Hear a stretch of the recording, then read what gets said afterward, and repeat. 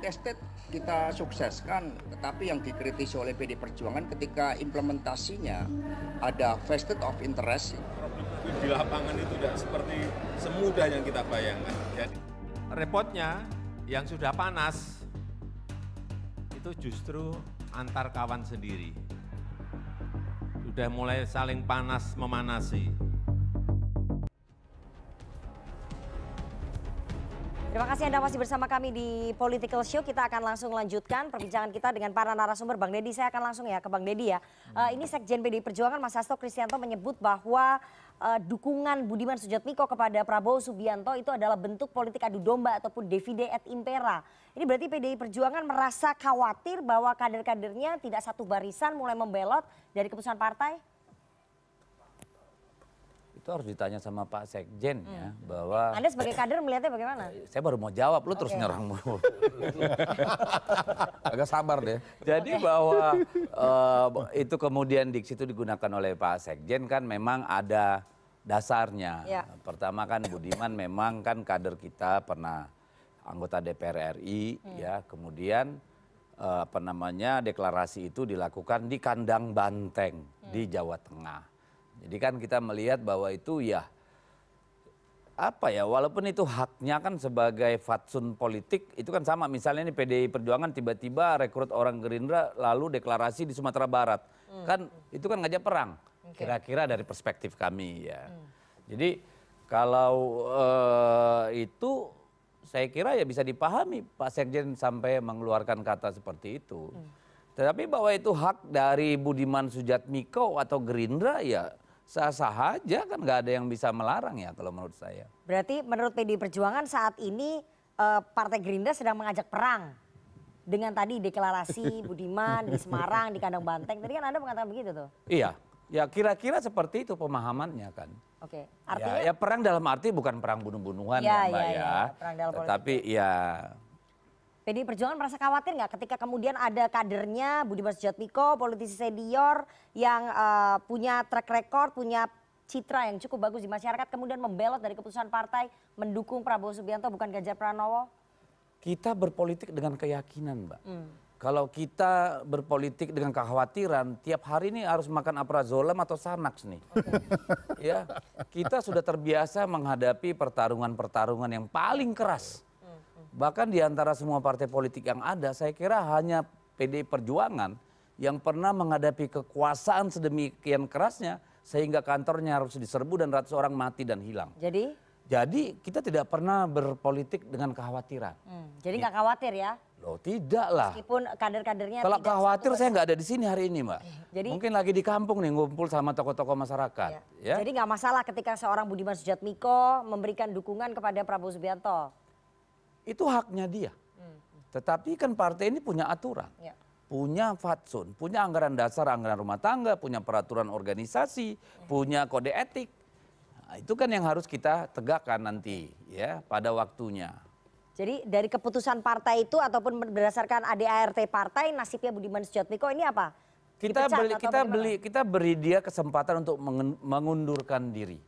Karena Budiman itu tahu persis aturan tata kelola organisasi. Ketika orang ya kita itu berlakukan demokrasi internal sampai partai mengambil keputusan. Kalau sudah mengambil keputusan masih berbeda, maka dilakukan pemecatan seketika. Karena itu menyangkut harkat, martabak, dan soliditas partai. Ambil contoh nih, Gubernur Kalimantan Tengah. Kita calonkan si A, lalu kader kita si B mencalonkan diri. Seketika kita pecat. Kemudian dia menang gubernur. Balik lagi kan tapi? Oh dia datang balik, nggak kita terima Pak. Sebagai anggota tidak. Jadi dan itu terjadi dimanapun. Sugianto Sabran bukan anggota PDI Perjuangan. Tidak pegang KTA PDI Perjuangan. Dan itu jangankan pilpres. Ya, pilkada, pilgub sama. Jadi ini nggak ada urusannya. Nah yang salah ini kan Budiman nggak paham aturan partai. Dia berharap dipanggil dulu, diberi surat peringatan 2-3 kali. Enggak, ini beda. Kalau yang dikasih surat peringatan itu pelanggaran kecil. Tapi kalau korupsi, narkoba, tertangkap kayak kemarin kasus judi di dalam ruang sidang, itu mah pemecatan seketika, nggak ada urusan. Panggil memanggil. Yang mau dipanggil itu yang mau dibina. gitu loh. Oke, Bang Riza, Gerindra dianggap mengajak perang PDI Perjuangan ketika Budiman Sujatmiko deklarasi Prabowo Subianto di kandang banteng di Semarang. Itu bahasa Nana. Enggak, itu tadi kan bahasanya Bang Deddy. Itu bahasa Mbak Deddy, itu Budimannya, Iya, bukan Gerindranya. Gitu Iya enggak, kan loh. tadi kan saya Beda. tanya tadi. Beda, Jadi tanggapannya gimana? Nana. Oke, menanggapi Jadi, pernyataannya iya. Sekjen PDI Perjuangan bahwa ini politik adu domba, DPD Intera. Ya maksud itu kan sah-sah saja. Pak Sekjen Mas Hasto kan udah kaliber lah berpolitik, sudah paham ya kan. Tapi saya yakin tidak dimaksudkan bagi Partai Gerindra, apalagi Pak Prabowo. Nggak pernah kami partai mengadu domba, apalagi Pak Prabowo. Justru Pak Prabowo itu orang yang dapat diterima, ya, mengakomodir semua kepentingan. Kemudian tokoh pemersatu dan juga tokoh yang mampu menggerakkan, mendorong semua potensi bangsa untuk maju. Itulah sebabnya kenapa Pak Prabowo ratingnya, rankingnya, elektabilitas naik terus. Lebih karena itu, sementara banyak capres sibuk medsos, sibuk selfie, sibuk kesana kesini, Pak Prabowo ini? Ya kan saya bilang capres lain. Capres lain siapa yang sibuk medsos, sibuk selfie ini maksudnya dianggap disebut maksudnya ini kan tahun politik, semua sibuk mencari simpati.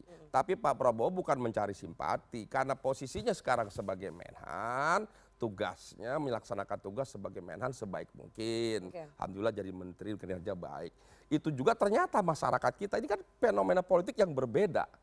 Ternyata sekarang kita tercatat, oh rupanya masyarakat kita semakin cerdas, semakin jeli. Siapa sesungguhnya pemimpin tokoh yang betul-betul bekerja sehingga mendapat simpati. Jadi simpati itu bukan dicari-cari, diminta-minta, didatangi, bukan. Simpati itu datang dengan sendiri apabila kita jujur, disiplin, kerja dengan baik, simpati itu akan datang. Itulah kenapa Bapak Prabowo mendapat simpati yang baik. Baik, sekarang kemudian kedua, tadi terkait adu domba, tidak ada. Hubungan Partai Gerindra dengan Partai PDIP sekali lagi itu seperti saudara kembar. Hubungannya sangat baik sejak dulu orang tua mereka, Pak Sumitro, Bung Karno, hubungannya baik. Jadi kalau misalnya nanti ada kader Gerindra yang mendukung Ganjar Pranowo, buat Gerindra itu nggak ada masalah ya? Etis-etis saja pertanyaan saya. Itu dialami semua partai. Caleg nih, mohon maaf, caleg kita ada yang pindah ke partai, kita nggak marah, ya kan? Ada caleg kita, udah jadi caleg dibesarkan, pindah, nggak marah. Udah jadi kader, dibesarkan, dikampanyekan, dibiayakan, pindah ke kita, nggak, Pak Prabowo nggak pernah marah. Jadi Gerindra jangankan nampung seperti kalau itu. misalnya Pak Prabowo dipecat dari PDI Perjuangan, nampung nggak? dibully, difitnah, nggak pernah marah. Apa kata Saya Pak kira Prabowo? Balas dengan kebaikan. Semua itu balas dengan kebaikan. Bang jelas. Riza, Bang Riza, nih? kalau misalnya kemudian Budiman Sujatmiko dipecat oleh PDI Perjuangan, Gerindra siap nampung nggak? Saya kira itu pilihan orang yang tidak bisa kita paksa. Itu hak asasi orang. Banyak juga ada kader kita yang pindah ke partai sah. Ya sekarang pertanyaannya kalau misalnya dia dipecat mau ditampung nggak oleh Gerindra? Kan udah memberikan dukungan kepada Pak Prabowo. Selama ini kami tidak pernah membatasi orang yang masuk ke partai maupun keluar partai. Itu berlaku di semua partai, tanya Mas Deddy. Di PDIP begitu, di semua partai begitu. Kita ini, katakanlah ada partai kami pindah ke partai tahu-tahu kita sama-sama mengusung capres yang sama, kan nggak apa-apa. Jadi ini bukan niatan dari Gerindra untuk menyerang PDI Perjuangan. Tidak pernah kami hubungan baik. Justru disikapinya begini Mbak Nana, justru disikapi positif. Kenapa? PDIP itu partai pemenang pertama. Alhamdulillah Gerindra partai pemenang kedua. Partai Gerindra dan PDIP itu partai besar. Ini kedua partai ini partai yang baik. Kenapa partai? Karena kedua partai ini tidak hanya memenangkan partai pemenang dan kedua, tapi kedua partai punya kader yang diusung sebagai capres. Jadi Nana harus menyikapi baik. Partai Gerindra dulu ya kan bersama Ibu Mega, kemudian ngusung Jokowi Ahok, kemudian berkompetisi dengan Pak Jokowi 2 kali, kemudian bergabung. Sekarang berkompetisi, itu kan sesuatu yang baik. Tapi ini pada kenyataannya sekarang situasinya tidak seindah yang Anda katakan tadi. Sampai Pak Jokowi mengeluarkan pernyataan ini. Saya akan putarkan ya, pernyataan Pak Jokowi. Situasi di tahun politik ini sudah mulai hangat-hangat kuku.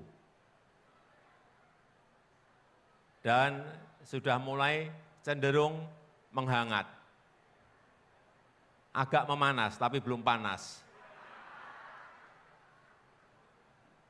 Dan repotnya yang sudah panas itu justru antar kawan sendiri. Sudah mulai saling panas memanasi.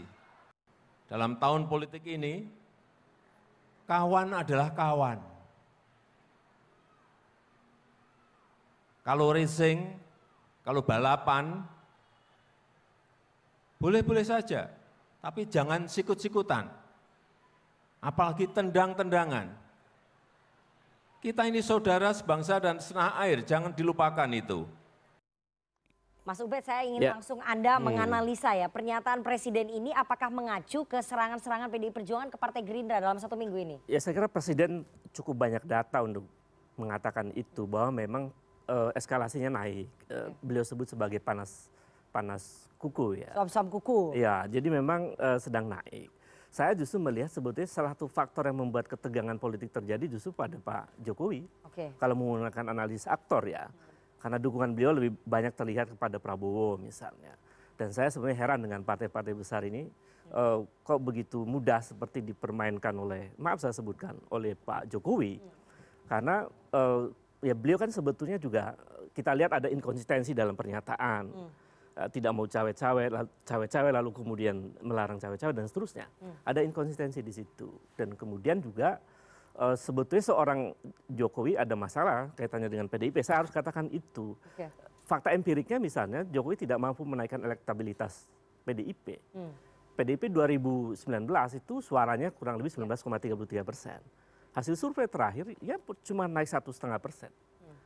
Jadi apa dampak elektoralnya seorang Jokowi kepada PDIP?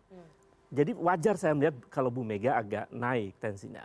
Karena melihat perilaku agak naik, saya sebut agak naik, karena perilaku sikap politiknya seorang Jokowi yang kemudian sudah jelas bahwa PDIP sudah mendeklarasikan Ganjar, tiba-tiba kemudian justru lebih dekat dengan Prabowo misalnya.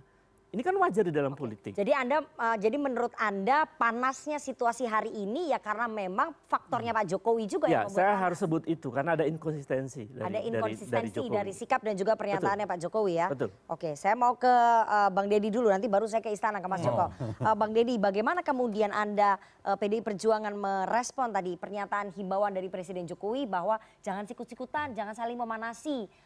Meskipun antar kawan, ini kan dianggap PDI Perjuangan dan Gerindra sama-sama kawan begitu. Pertama ya kalau panas itu tidak bisa dihindarkan.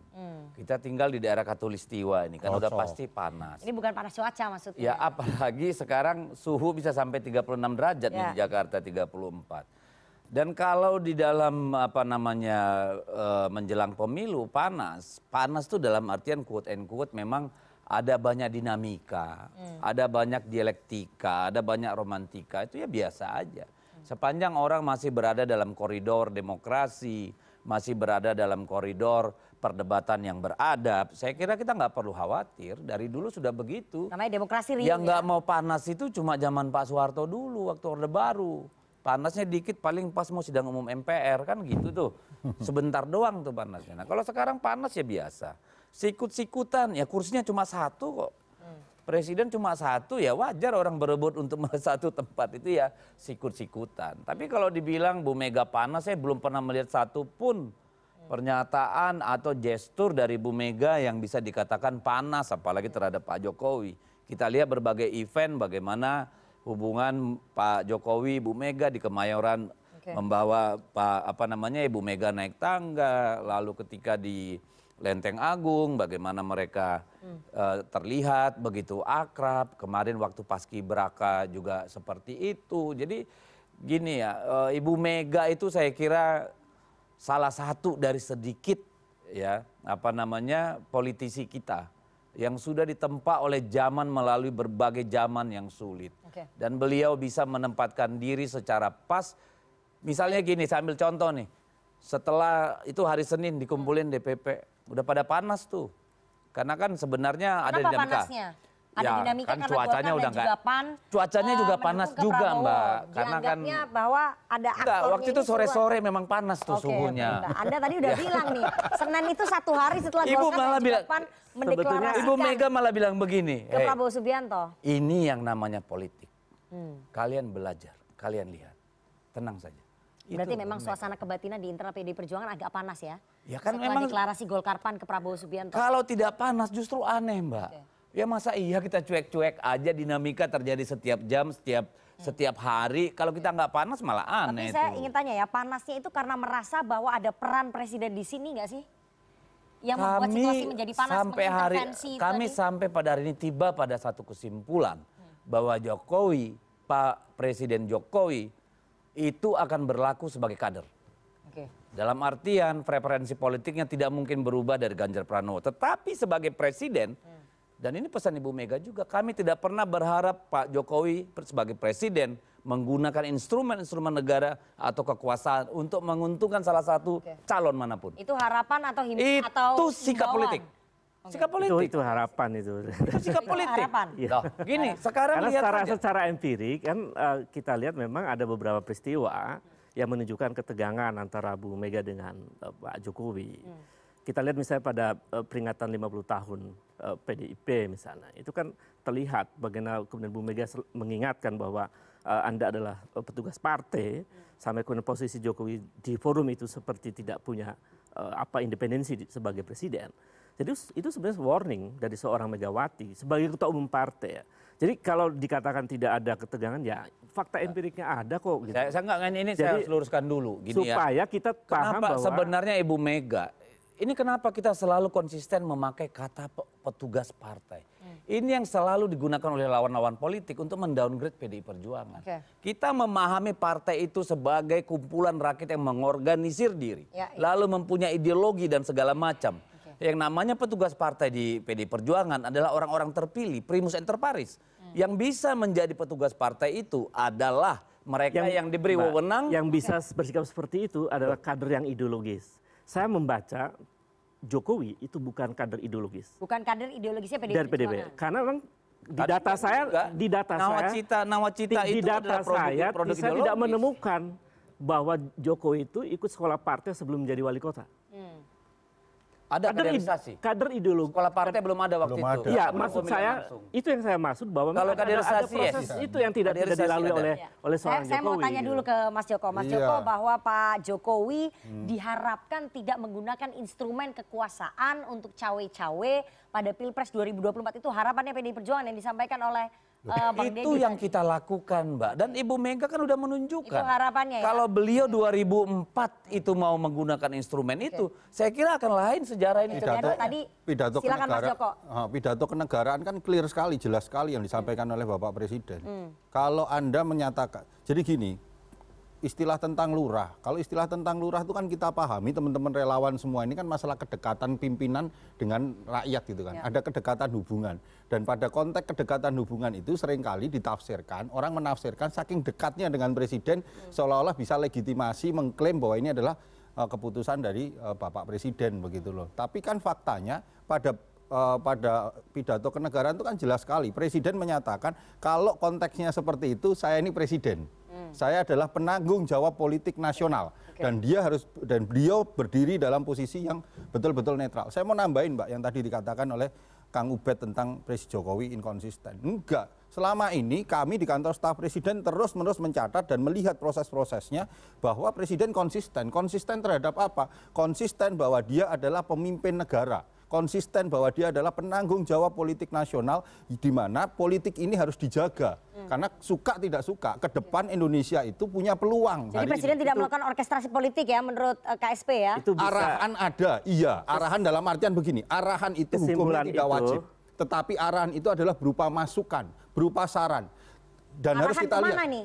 Bukan arahan. Partai-partai politik. Siapapun datang kepada presiden sebagai penanggung jawab politik nasional, presiden memberikan arahan. Arahan itu sifatnya adalah sebagai masukan, mau diterima syukur, tidak diterima silahkan.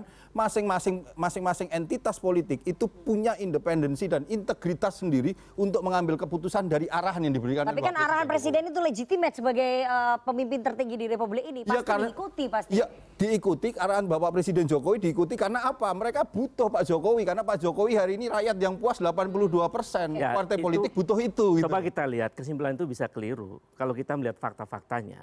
Banyak narasi presiden itu yang tidak konsisten.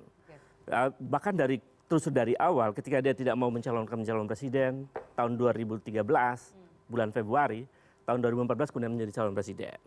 kemudian kebijakan untuk melarang ekspor batu bara tiba-tiba berubah menjadi boleh ekspor dan seterusnya. Jadi saya jawab Mbak kalau yang batu bara ini Mbak. Maksud saya tidak melebar tapi supaya memberikan contoh-contoh yang benar gitu supaya nggak menjadi mispersepsi gitu Mbak. Itu kan fakta empirik bahwa memang ada faktanya betul seperti itu tetapi fakta di dalamnya yang terjadi tidak seperti itu. Ya, kita melihatnya fakta empirik itu ada inkonsistensi. Karena penjelasannya kemudian yang kedua yang terakhir gitu. Karena ini menyangkut cawe-cawe. Bulan Mei Presiden mengatakan bahwa dia akan cawe-cawe urusan negara ini. Tiba-tiba kemudian di pidato kenegaraan dia bilang ini urusan ketua partai. Jadi di situ juga ada itu panggung depannya ya. Iya, panggung depan. Panggung kelihatan sekali. Ya? Saya kira ini inkonsistensi. Jangan akui saja bahwa itu memang inkonsistensi dari seorang Jokowi. Dan itu politik. Bukan seperti itu. Saya mau ke Bang Panel baru sebagai relawan Projo ini, Bang Panel, bahwa Pak Jokowi dianggap melakukan orkestrasi politik dengan kepanjangan tangannya melalui Golkar, PAN dan juga tangan relawan. Ini bagaimana Projo? Kalau masalah sampai membuat tadi teman-teman di PDI Perjuangan situasinya panas katanya. 1 hari setelah ya panas karena suhunya. Anda tadi sebut loh. Jadi sebenarnya Mbak Ivana yang mengkhawatirkan mungkin bukan koalisi kurus atau koalisi gendut, tapi kemana arahnya Pak Jokowi ini. Karena Pak Jokowi faktor yang sangat menentukan nanti di 2024. Suka nggak suka, gitu loh. Itu yang bikin dakdikduk. Gitu. Jadi karena faktor yang menentukan boleh cawe-cawe gitu menurut Projo? Ya kalau cawe-cawe kan udah disampaikan Pak Presiden juga bahwa dia cawe-cawe untuk kebaikan buat bangsa ini ke depan. Masa nggak boleh? Tapi dia juga memastikan bahwa dia tidak akan menggunakan, saya juga akan memastikan bahwa Pak Jokowi tidak akan menggunakan instrumen negara untuk urusan kepentingan pemenangan politik. Anda meyakini itu ya? Iya. Oke. Gitu. Jadi tidak ada instrumen negara sedikit pun yang dipakai untuk melakukan intervensi terhadap Pilpres 2024. Terus? Nah kalau untuk konteks kami di Projo, kalau kami kan masih berproses. Ada kalanya nanti kita juga, ya kalau Mbak bilang tadi ada arahan atau cawe-cawe, pasti kami dengar. Gitu loh. Itu ada waktunya nanti. Gitu. Kita akan bergerak ke situ. Gitu. Tapi bahwa Presiden melakukan orkestrasi politik melalui tangan-tangan itu tadi, partai, Golkar, PAN dan juga relawan, masa memberikan arahan, masukan itu? Ya kalau ke situ saya pikir enggak lah, kan udah disampaikan di pidato kemarin. Oke itu tuh, tapi menurut Bang Ubed itu di panggung depan, panggung belakangnya nggak seperti itu. Bang Ubed ada di panggung belakang berarti dia, ngintip-ngintip di belakang. Saya kira sebagai akademisi, sebagai peneliti saya kira berhak ya untuk menganalisis lebih dalam persoalan itu. Gitu. Jadi saya kira memang faktanya seperti itu kok. Saya kira politik itu kan tafsir Mbak. Tafsir dari analisis, kemudian analisis itu menjadi sebuah tafsir gitu. Dan itu sah-sah aja yang dilakukan Bang. Jadi saya kira ada hal yang harus diluruskan juga gitu. Supaya masyarakat itu tidak menjadi bias terhadap peristiwa-peristiwa politik yang ada hari ini. Itu yang harus menjadi pesannya dari karena Pak memang Presiden. seperti itu kan. Pak Jokowi lebih dekat dengan relawan misalnya. Lebih menggiring relawannya mendukung dukungan Jokowi misalnya. Ketimbang misalnya dekat dengan partai yang justru membesarkannya.